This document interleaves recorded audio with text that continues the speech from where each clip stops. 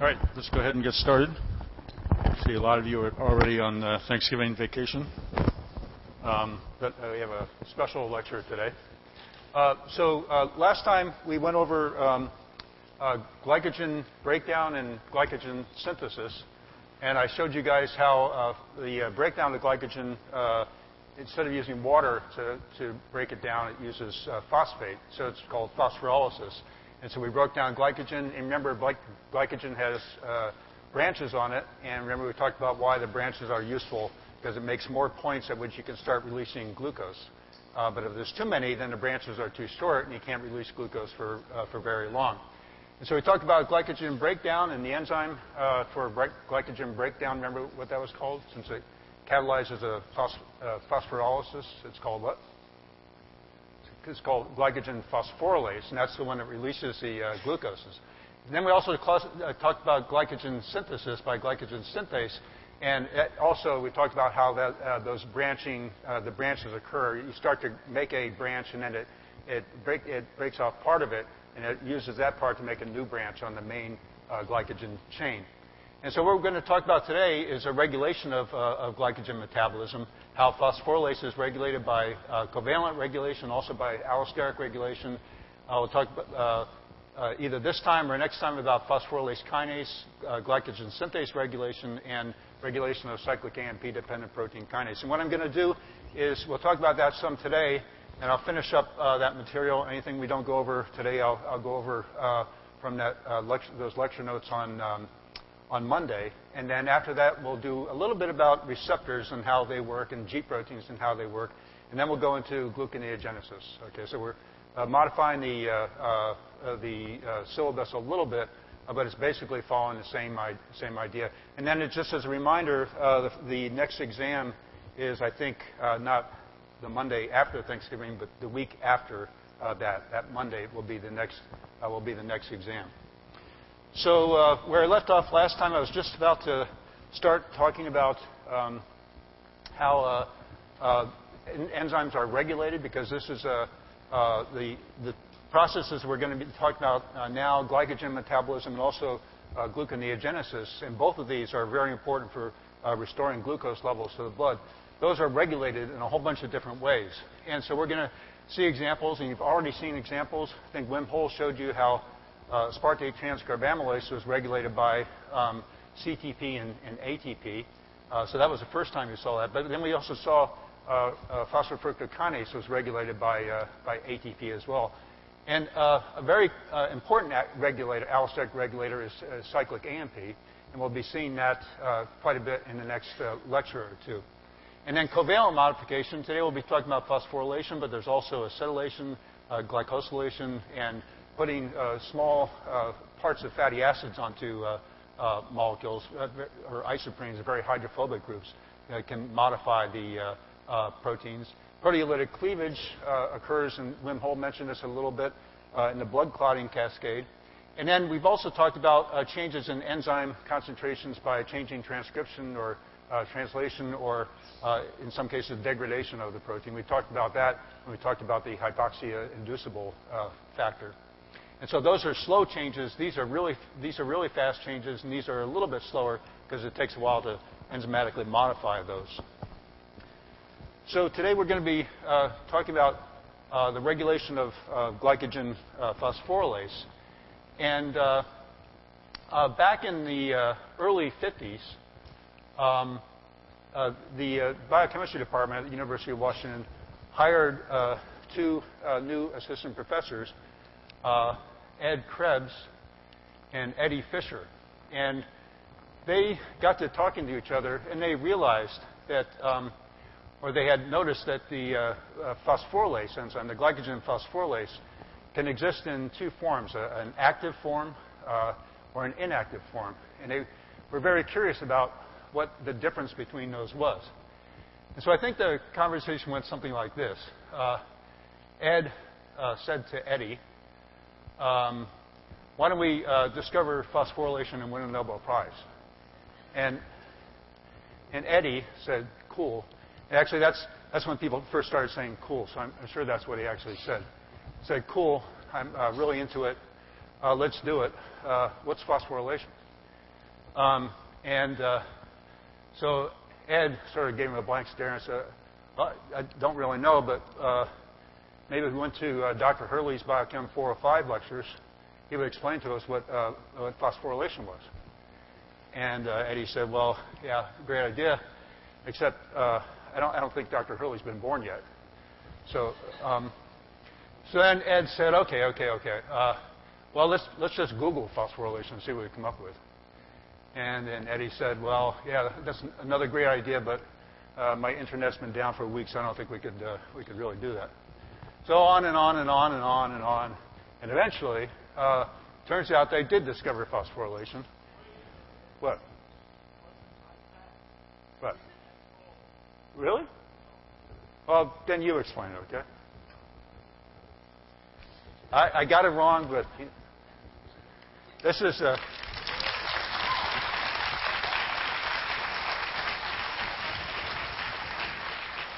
So this is this guy right here, Eddy Fischer. Looks exactly the same, actually, as he did in 1992. And so I'm going to let Eddy explain to you how it really happened. And by the way, in case you didn't notice, this is a brand new pointer. And it's about to go in the hands of another Nobel Prize winner. So there you go.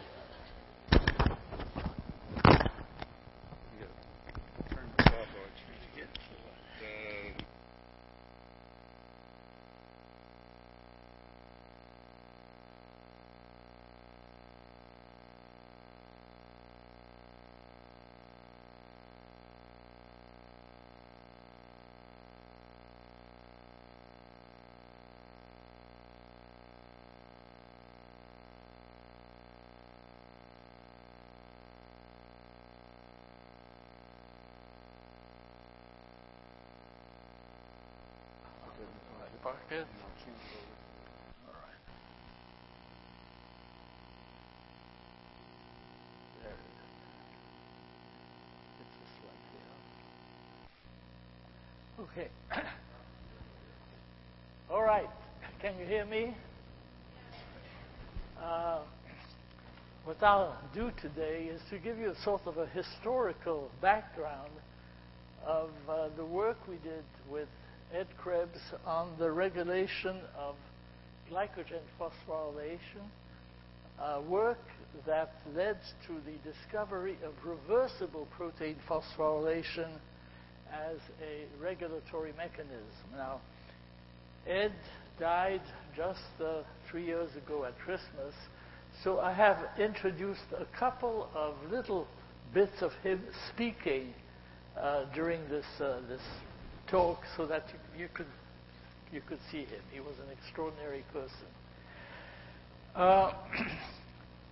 As you know, the reaction we found, reversible phosphorylation, is embarrassingly simple, and nobody would have paid any attention to it if it was not for the fact that it turned out to be absolutely crucial for the regulation of cellular processes. On the other hand, it's fair to say that when we came out with it, it came out as an enormous surprise, because in those days, one knew just about nothing about enzyme and cellular regulation, and words like signaling or signal transduction that you use commonly would not have been understood in those days. And to put this in the proper context, let me tell you where we stood 60 years ago when we started working on this problem. To begin with, while endocrinology was already well established as a discipline, it remained purely at the methodological level, mostly work on intact animal. A few hormones were known that carried message from one organ to the other and resulted in some kind of a physiological response. So insulin was known as the messenger sent by the pancreas to regulate carbohydrate metabolism, just like adrenaline, what you call epinephrine. Adrenaline was known as the message sent by the adrenals. But the action of those hormones stopped at the cell membrane. And what happened next was absolutely unknown.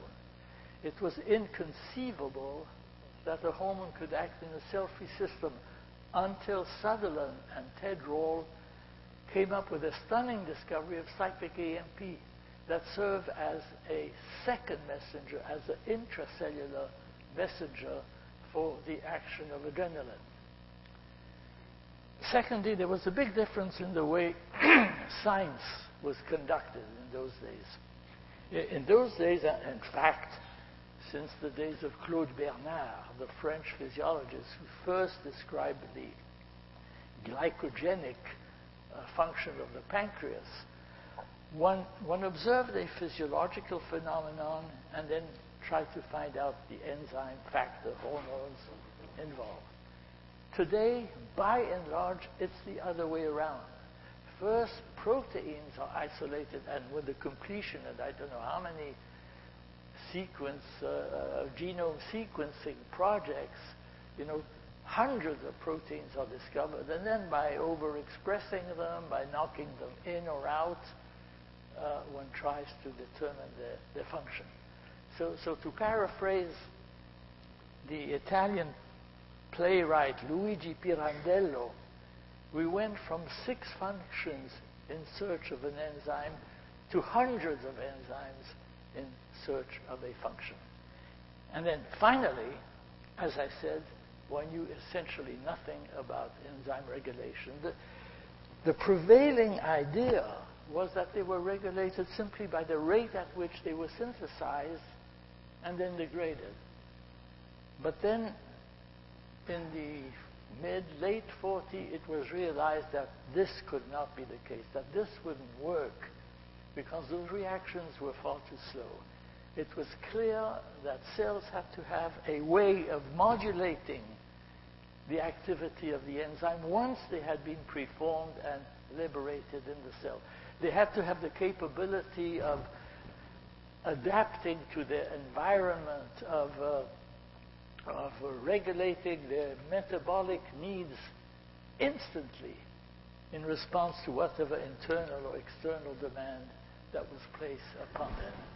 And that was a big problem that confronted the biologists 50, 60 years ago, and that was a problem that we decided to tackle with my very good friend and colleague, Ed Krebs. We wanted to know how the activity of an important enzyme, glycogen phosphorylase, was regulated.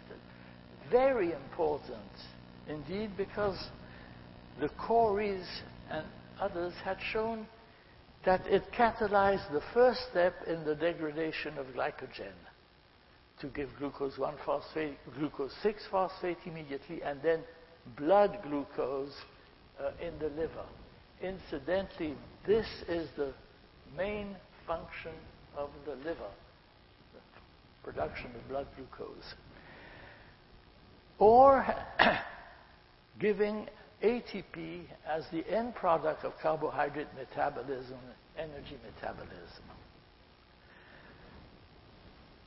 Phosphorylase was an interesting enzyme, attractive enzyme to work on, because it was already known to be under complex hormonal regulation.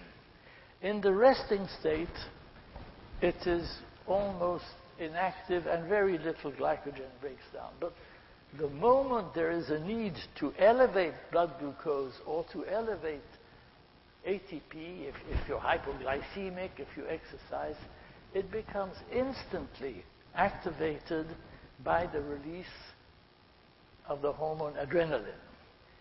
And adrenaline had been shown to be released by the physiologist Cannon already in 1920 under conditions, he said, under circumstances to prepare an animal for fight or flight when presented in an emergency situation such as depicted here. Now, in this very stressful situation, a signal is immediately sent to the brain. The brain orders the adrenals to produce adrenaline, which then circulated in all the compartments of the body. And I'm sure you're all aware of what happens when you have a shot of adrenaline or an adrenaline rush, okay? The heart beats, in fact, it beats like crazy, blood pressure goes up, respiration accelerates. But the first thing you really have to do when you want to fight or run away is to produce ATP. And therefore, you have to activate phosphorylase. Now, by contrast, if the stores of glucose and ATP are high, let's say after a big meal or something like that, phosphorylase is inhibited by the production of insulin, which in those days was known to bring about a deposition of glucose into glycogen by a totally unknown mechanism. This was before Louis Leloir from Argentina discovered the so-called Leloir pathway with the discovery of glycogen synthase. And then very soon after that, glucagon was also discovered. So phosphorylase was known to play a central role in the action of those hormones, to participate in glucose homeostasis by the counteraction, by the action of those various hormones. So this is why we thought, let's take a crack at that enzyme. Here's a picture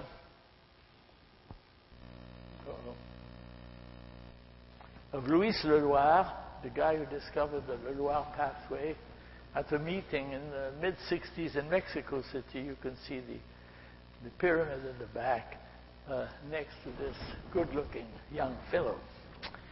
Okay, now phosphorylase, when first discovered in the mid-30s by Parnas in Poland and Carl and Gertie Corey in the United States, was known to be totally inactive, at least the muscle enzyme, totally inactive, and have an absolute requirement of adenylic acid of AMP for activity. And the Coreys assume that AMP had to serve the function of a coenzyme.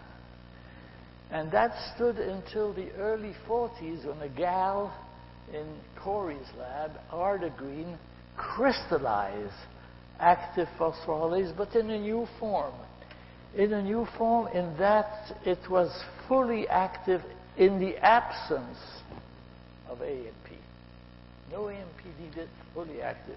They call that form phosphorylase A, and logically assumed that in this form, AMP had to be covalent linked to the protein as what we call prosthetic group. And furthermore, they assume that it had to be the native form of the enzyme in muscle.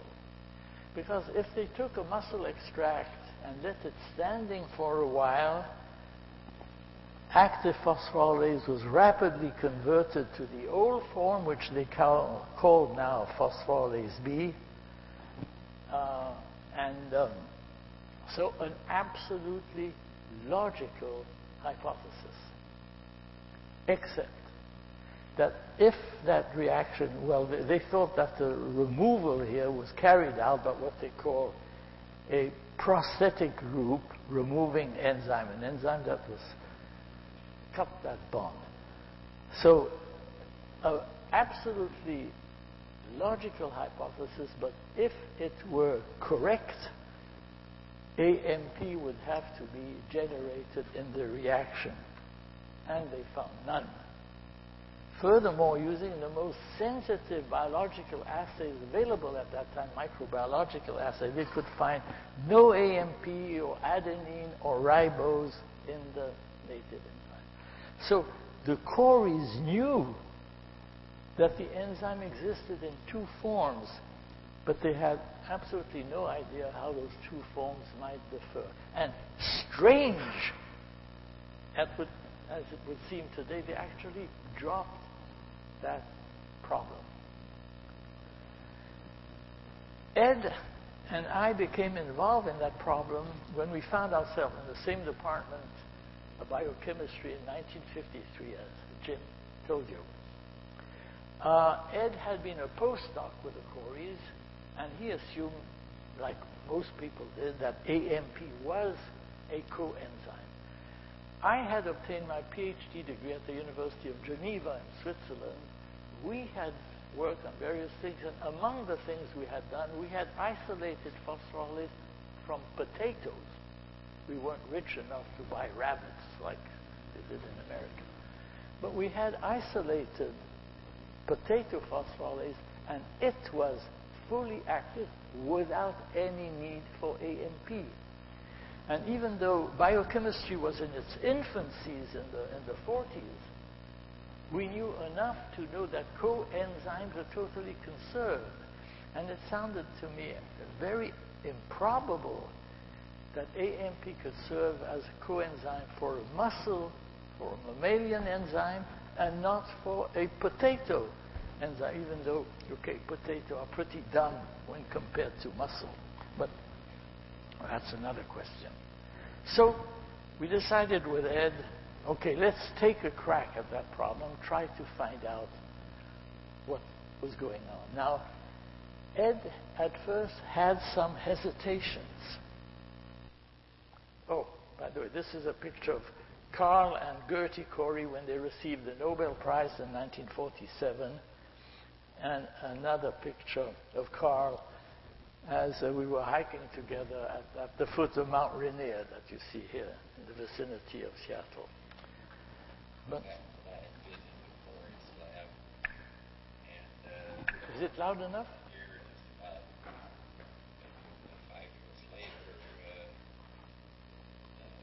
Why don't I go back?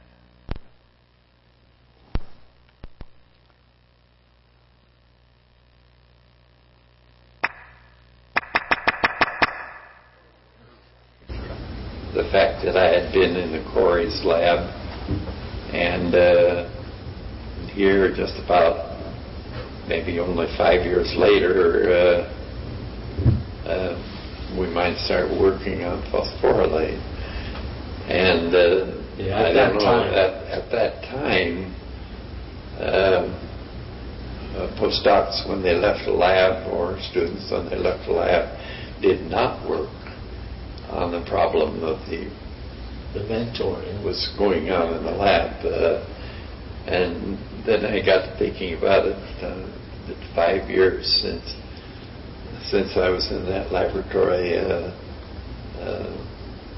certainly it ought to be permissible if we worked together at that time. Well, I can tell you right away that we never found out either what AMP was doing and what was going on, because we had to wait about 6-7 years for Jacques Monod, Jeffrey Wyman, Jean-Pierre Changeux to come up with the allosteric theory of enzyme regulation, and you heard about that. But we soon found out that, in fact, there was a completely different mechanism of regulation, which was that triggered by hormones. Okay, so, all right, we cleared the corner of a lab and started working, just the two of us at the bench. And the first thing we had to do is to get some pure phosphorylase to begin to analyze the system. So we had to follow the... Excuse me? Can you hold it? I can hold it. I have 3 hands now. Can you hear me? Is it okay like that? So we had to purify phosphorylase by the classical method of Corey. Now, the method of Corey was absolutely archaic. They took rabbit muscle, they ground it, dissolved it in water, left it stand in water, threw the mess in cheesecloth that they squeezed. They had a very, very turbid solution, and to clarify the solution, they passed it through a battery of filter papers. And Goethe said you have to work very, very fast, otherwise the active phosphorylase A will be degraded to the B form. So it wasn't unusual for them to have 12, 15 of those filter paper become clogged up immediately, so they punched a hole with a glass rod and they went to the next paper. As I said, it was very cumbersome, very archaic, but these were the way one were working. Those are the good old days. In fact, I'll show you a picture of our lab. Ed is here under the top hat. So we decided, enough with this jazz. This is ridiculous. Let's centrifuge the solution. It's true that there were no good centrifuge at the time of the Corys, but for us, the large capacity refrigerated Sorval centrifuge had become available, so we centrifuged rather than filtering. But as fast as we could work, as cleanly as we could work, we could never obtain active phosphorylase. Only the degraded B form. Until, in desperation, we said, this is idiotic. It works at the Corys. Why can't we do it work here? Let's follow the Cory procedure, paper filtration and all, measuring every step during the purification. And to our absolute amazement, this is what we found. That the very first extract coming from the muscle was not active but inactive, the so-called degraded phosphorylase. But then, after passing through the filter paper, it was converted to phosphorylase A, active. Now, to speak of a letdown would be to put it mildly, because, two young guys dreaming of discovering a sophisticated chemical mechanism of activation, perhaps new factors, new vitamin, paper filtration to activate an enzyme was really below the worst. I mean, it was really the pits. To such an extent that we didn't believe that we were dealing with real phosphorylase B. We thought it must be an inhibited form, maybe big particles that could be removed by filtration. But that was not the case. We soon found out that it was not the filtration through paper per se that did the trick, but the fact that in those days all filter papers were contaminated by trace amounts of calcium ions. But passing the extract, so 10, 12, 15, enough calcium ions were picked up to bring about the conversion of phosphorylase B2A. And then very rapidly we found out that also ATP was required. This is why if you waited too long, ATP would be degraded by ATPase and the reaction didn't work anymore. So that immediately suggested that we must be dealing with a phosphorylation reaction. But in those days there was no ATP 32, you had to synthesize the bloody thing yourself. But we knew that Arthur Kornberg in St. Louis, who was working on the biosynthesis of DNA, had made some ATP 32. We called King Arthur and we said, hey, could you send us? He immediately sent us a little bit of gamma labeled ATP 32, and we could show that the P32 was incorporated in a protein fraction which we could isolate, and which turned out to be phosphorylase. So at that point, then, we could propose for the first time that the regulation of phosphorylation occurs like so. Inactive phosphorylase is phosphorylated and activated in a reaction that requires calcium, magnesium, and ATP, and an enzyme which we call phosphorylase kinase, and therefore the reverse reaction had to be catalyzed by a protein phosphorylase phosphatase reaction. And we sent the paper right away to the JBC, Journal of Biological Chemistry. Well, one of our very first experiences, the editorial board of the Journal of Biological Chemistry was very small. And I think there were 5 or 6 people in the country who reviewed all of the papers that were submitted to the Journal of Biological Chemistry. And I do remember that when Ed and I sent in our first paper on phosphorylase, we were aware of the fact that Kyle Corey was one of the 5 or 6 editors of the Journal of Biological Chemistry.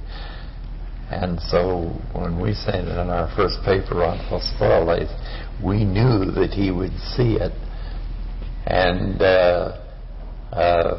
we had faith, which was justified, that he would not take advantage of seeing that paper, and he didn't. He himself was very excited by our findings. Well, the reaction we had found by today's standards is absolutely trivial. But nevertheless, when we came out with it came out as an enormous surprise, because nobody in those days could imagine that phosphorylation of a protein could participate in its regulation. In fact, one knew nothing about those reactions, and one knew nothing about phosphoproteins. Only 2 had been discovered, and let me show you how they were described in the Hawk, Oza, and some a classical source of biochemical information in those days. These proteins contain phosphate-bound and ester linkage to the hydroxy amino acids serine and threonine. They include casein from milk, ovovitelin from egg yolk, and other proteins associated with the feeding of the young. That was the only function of phosphoprotein. They had no biological effect. They were foodstuff, and they were totally dismissed as non-entities. But the reaction I showed you became rapidly more complicated as soon as we began to purify the system, and particularly as soon as we began to purify phosphorylase kinase, because it was clear that calcium could not participate in that reaction. And yet calcium was absolutely required when you use crude muscle extracts. In crude muscle extracts, where you have a lot of phosphorylase B, phosphorylase kinase, magnesium ATP, no conversion takes place before you add ATP. So the only possibility was that calcium would have to act at the earlier step, and perhaps we thought maybe phoskinase also exists in inactive and active form, and perhaps calcium is involved in that reaction, and that turned out to be correct. So by that time we had already a sort of a cascade of 2 enzymes acting on one another, both activated by a phosphorylation reaction resulting in the breakdown in the phosphorylasis of glycogen. Note that at the same time Earl Sutherland and his group had arrived essentially to the same conclusion, working not with muscle phosphorylase but with liver phosphorylase. They found that when active liver phosphorylase was incubated with another fraction, it was rapidly deactivated with liberation of phosphate. But an epochal finding that grew from those studies was the discovery by Earl and Ted Rall of cyclic AMP, which served, as you know, as a second messenger, the discovery of the second messenger. Earl was a very good friend. We saw him at every Federation meetings. We spoke way into the night about his work and ours, did a lot of drinking. This is what did him in finally. And so Earl had the cyclic AMP. He had no idea how it could work, so he immediately sent us a sample, and we could find that cyclic AMP was acting on the activation of phosphorylase kinase. But we did not know whether or not it increased this autophosphorylation or if it perhaps acted on yet another enzyme, which, for want of a better term, we called a kinase. It would have to be a protein kinase working on a protein kinase. Some people thought it was a funny term, others that it was rather stupid. And we remember well the comments of one of the referees of JBC to whom we had sent the paper. First of all, he did not believe that there would be another enzyme. He wrote, "When will it end?" And then he wrote, "But if another enzyme is involved, I hope that the author could think of a better term than a kinase.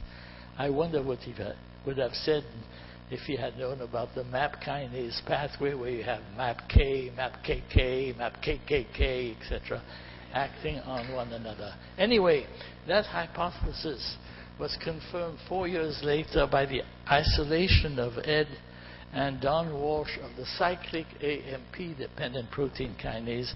And since by that time Earl Sutherland and his group had elucidated the formation of cyclic AMP at the membrane, the entire cascade of the phosphorylasis of glycogen was established.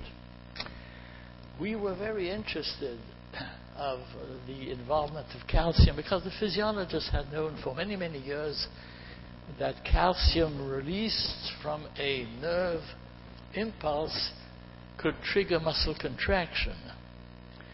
The finding that exactly the same concentration of calcium that triggers contraction could trigger carbohydrate metabolism, activation of phoskinase, phosphorylase, glycolysis, ultimately producing the ATP needed to maintain contraction, showed how, in fact for the first time, how two totally different physiological processes could be regulated in concert. At first, we did not know whether this phosphorylation reaction was restricted to these 2 or 3 enzymes, perhaps just enzyme of carbohydrate metabolism. We wondered if enzymes of nitrogen metabolism were regulated, let's say, by amidation, deamidation. Could the enzymes of fat metabolism be regulated by acetylation, deacetylation? As luck would have it, and as you know, phosphorylation turned out to be one of the most prevalent mechanisms by which cellular processes can be regulated, involving the control of metabolism, transcription, translation, immune response, differentiation, transformation, cancer, and so forth. In fact, it would be very difficult to find a physiological reaction that is not directly or indirectly affected by phosphorylation. It is involved directly in a number of hereditary diseases such as diabetes. It's involved in Alzheimer's, Parkinson's disease, chronic myelogenous leukemia. It is involved in bacterial disease directly, like cholera or la peste. How do you say that? Pest. You say pest in English? Plague, the plague, Yersinia pestis. It is involved in viral diseases such as smallpox and so forth. In fact, speaking of plague, Yersinia, it is the huge, incredible virulence of Yersinia pestis, the Black Death, that wiped out a large proportion of human population in years past, is due to the fact that this bug contains a tyrosine phosphatase, just an enzyme. It injects this tyrosine phosphatase in the host cell, where the enzyme brings about a catastrophic set of dephosphorylation that totally wipes out the immune response of the cell. If this enzyme is deleted, done by Jack Dixon, Yersinia pestis is totally harmless. It's not at all pathogenic. So just a single enzyme, a single tyrosine phosphate, is responsible for the catastrophic effects of bubonic plague. Okay, what do I have next? Until when do I have? Until 20? Yeah. All right. Okay. Now, let's go back rapidly to the two types of control of phosphorylase. As you know now, AMP has been shown to be an allosteric effector by the group, in fact, the Pasteur Institute, Jacques Monod and others, and also involved by covalent regulation by protein phosphorylation. But the question to ask is, why did organisms found it necessary to have two systems of control when in each case you produce an active enzyme, an equally active enzyme? Why would you want to have both an allosteric and a covalent modification? Well, it's clear through the classical work of Monod, Jeffrey Wyman, Jean-Pierre Changeux, proteins undergo a change in conformation carried out through effectors. Oh, sorry. Just shout if you don't hear me anymore. Proteins undergo a change in conformation in the presence of effectors that are liberated during the normal maintenance of the cell and reflect mainly its internal condition, whether it is quiescent or actively reproducing, actively metabolizing or not, the energy charge of the cell, that is the ratio of AMP on ADP plus ATP, the redox condition of the cell, and so forth. According to the rule that enzymes are inhibited by the product of their reaction, obviously phosphorylase would be inhibited by ATP, the end product of carbohydrate metabolism, of energy metabolism, and by G6P, which is rapidly forming its reaction. G1P immediately goes to G6P. And by contrast, it would be expected to be activated by AMP, which indeed it is. But you have at least a dozen enzymes of glycolysis and the Krebs cycle that are all activated by AMP and inhibited by ATP. So if you had only that system of control, you would have to affect all those steps, open all those doors, unless you had strict compartmentation, which you don't have. By contrast, covalent regulation is enormously specific. Phosphorylase kinase hits only phosphorylase, not a single other enzyme, and in fact not a single other protein. So it's an enormously specific reaction that allows you to open that particular door, activate that step, leaving all the other ones closed. That brings me more or less to the end. We have been often asked by people whether we realized with Ed that we were dealing with a very ubiquitous reaction and therefore very fundamental reaction when we started. Absolutely not. We thought it was an interesting system. We liked it. We stuck with it. But we could never have imagined the incredible developments that occur afterwards. In fact, in those days, in the 60s, most people at conferences, Gordon Conference on Protein, were thinking allostery. And the big problem for that, they were wondering, is that enzyme activated by the allosteric system model of Jacques Monod, or the induced fit model of Dan Koshland? And Jacques Monod, who was a very close friend of mine, never believed 1 second that covalent regulation by phosphorylation could play any fundamental role in cell regulation. This is a picture of him I took when he was visiting in Seattle. with his passing away 35 years ago and the passing away of Dan Koshland here just 5 years ago, here is Sir Hans Krebs. This is the Krebs of the Krebs cycle. And P.P. Cohen from Madison, and now the passing of Ed Krebs just 3 years ago at Christmas. We have witnessed the end of an extraordinary era. Thank you for listening, and have a good Thanksgiving.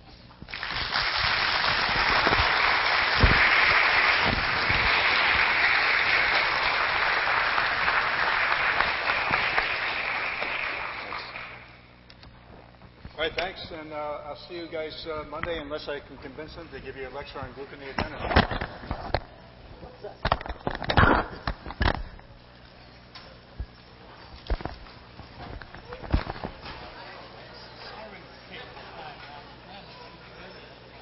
Oh, no, we're fine. This is something these guys have always wondered. And me too. I mean, I really appreciate it. It's really great. Look.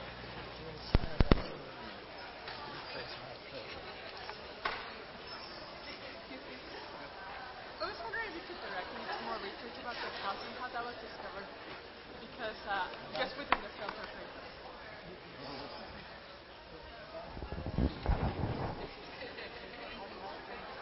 Yeah, how did you discover that calcium was in there?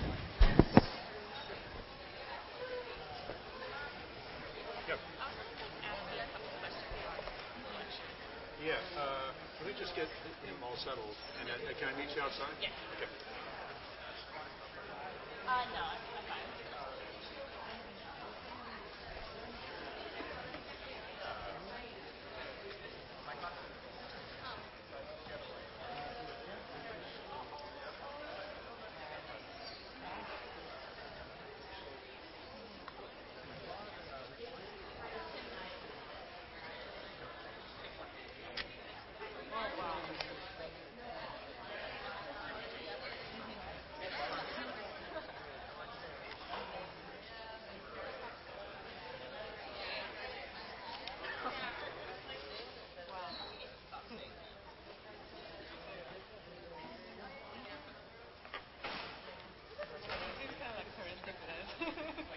Professor Hurley? Yeah. So, phosphorylase A and B, A is not the active. A is the active. But then A also has an R state and a T state. Yeah, right. So it has an active and a deactive, or it's active. It flickers between the R and the T state. And when it's phosphorylated, it prefers the R state. Right. And when it's not phosphorylated, it prefers the T state. So there's an active of the active. Yeah, well, it's A actually... is the R state. The A is the phosphorylated state. Right. And there are two forms of it that are about the same energy, so they flicker between one conformation and the other. But when it's phosphorylated, it prefers the R state. And the T state, the substrate can't come in. Can't get in, yeah. Okay. Yeah. I'll review some of the stuff on that. Thanks. Okay.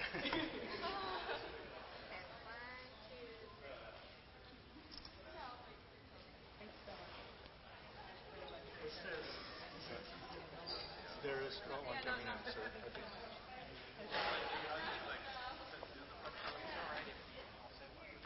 Oh, you want? They actually all want it. It's a leverage time. I know. This is There's a bit more excitement.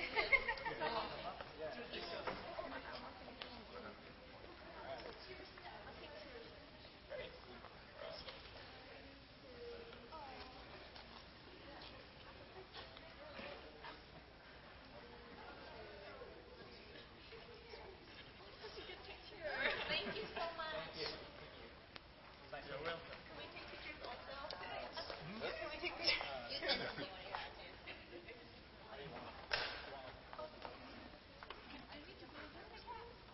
And Jim?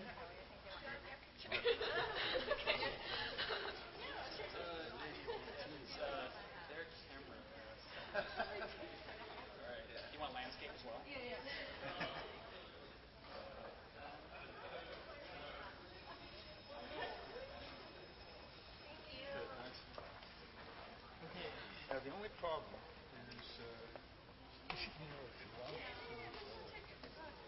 Is that mine? The little plastic. I just wanted to shake your hand and say thank you for coming. I really, really enjoyed the lecture. Yes. This is yours. And the little plastic cover. I have it. Oh, you have it. Okay, good. Yeah. Okay. Did you have one? I did not have one. I just wanted to shake your hand as well. Thank you so much for coming. It was a great lecture. Thank you. Thank you. Be ready on Monday. I'm going to come up with another quiz to auction this off.